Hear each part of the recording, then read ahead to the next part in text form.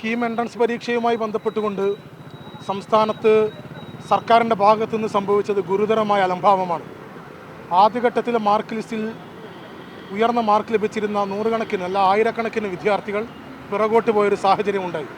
സർക്കാർ ആദ്യം പുറത്തിറക്കിയിരിക്കുന്ന പരീക്ഷാ സമയത്ത് അപ്ലിക്കേഷൻ വിളിച്ചിരുന്ന സമയത്ത് പുറത്തിറക്കിയിരുന്ന പ്രോസ്പെക്ടസ് യാതൊരു അറിയിപ്പും നൽകാതെ പരീക്ഷാ റിസൾട്ട് വരുന്ന ദിവസം രാവിലെ പ്രോസ്പെക്ടസ് മാറ്റുകയും ആ പ്രോസ്പെക്ടസിൽ തമിഴ്നാട് മോഡൽ എന്നുള്ളൊരു വിചിത്രമായ മോഡൽ മുന്നോട്ട് വെച്ച് ഒരു മോഡൽ മുന്നോട്ട് വെച്ച് റാങ്ക് ലിസ്റ്റ് തയ്യാറാക്കുകയും ചെയ്യുകയാണുണ്ടായത്. ആ മോഡൽ തത്വത്തിൽ കേരള വിദ്യാർത്ഥികൾക്ക് ഗുണകരമായൊരു മോഡലാണ്. ഞങ്ങൾക്ക് അതിൽ അഭിപ്രായ വ്യത്യാസമൊന്നുമില്ല. CBSE വിദ്യാർത്ഥികളെക്കാൾ ഗുണം ലഭിക്കുന്നുണ്ട് കേരള സ്റ്റേറ്റിൽ പഠിച്ച വിദ്യാർത്ഥികൾക്ക്. പക്ഷേ ആ മോഡൽ ആ പ്രോസ്പെക്ടസ് നേരത്തെ തന്നെ പുറത്തിറക്കാമായിരുന്നു. ആ പ്രോസ്പെക്ടസ് പരീക്ഷയ്ക്ക് അപേക്ഷ ക്ഷണിക്കുന്ന സമയത്ത് തന്നെ പുറത്തിറക്കാമായിരുന്നു.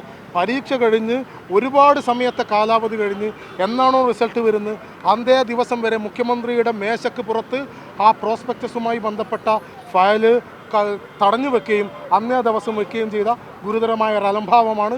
കുട്ടികൾക്ക് CBSEയിൽ പഠിച്ച വിദ്യാർത്ഥികൾക്ക് കോടതിയിൽ പോവുകയും ഈ റാങ്ക് ലിസ്റ്റിനെ ചലഞ്ച് ചെയ്യുകയും അതിൻ്റെ ഭാഗമായി ആദ്യഘട്ടത്തിൽ റാങ്ക് ലിസ്റ്റിൽ ഒന്നാമതെത്തുകയും ആദ്യത്തിലെത്തുകയും ചെയ്തിരുന്ന വിദ്യാർത്ഥികൾ പുറകോട്ട് പോവുകയും ചെയ്തിരിക്കുന്ന സാഹചര്യം ഉണ്ടായത്.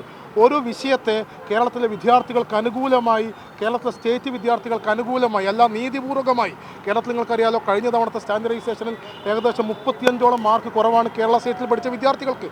അതിൽ നീതിപൂർവകമായൊരു ഇടപെടൽ വളരെ കൃത്യമായി രൂപപ്പെടുത്താൻ സാധിക്കുമായിരുന്ന സർക്കാർ അതിൽ അലംഭാവം കാണിച്ചു. വിദ്യാർത്ഥികൾക്ക് സമാനമായ രീതിയിൽ സ്റ്റാൻഡർഡൈസേഷൻ്റെ ഭാഗമായി 10-15-20ഓളം മാർക്കുകൾ നഷ്ടപ്പെടുന്ന സാഹചര്യമാണ് ഉണ്ടായത്. ഈ സാഹചര്യത്തിലേക്ക് എത്തിച്ചത് കേരളത്തിലെ ഉന്നത വിദ്യാഭ്യാസ വകുപ്പിൻ്റെ അലംഭാവമാണ്. മന്ത്രി ബിന്ദു രാജിവെക്കുകയും കേരളത്തിലെ വിദ്യാർത്ഥി സമൂഹത്തോട് മാപ്പ് പറയാനും ബിന്ദു സന്നദ്ധമാകണം.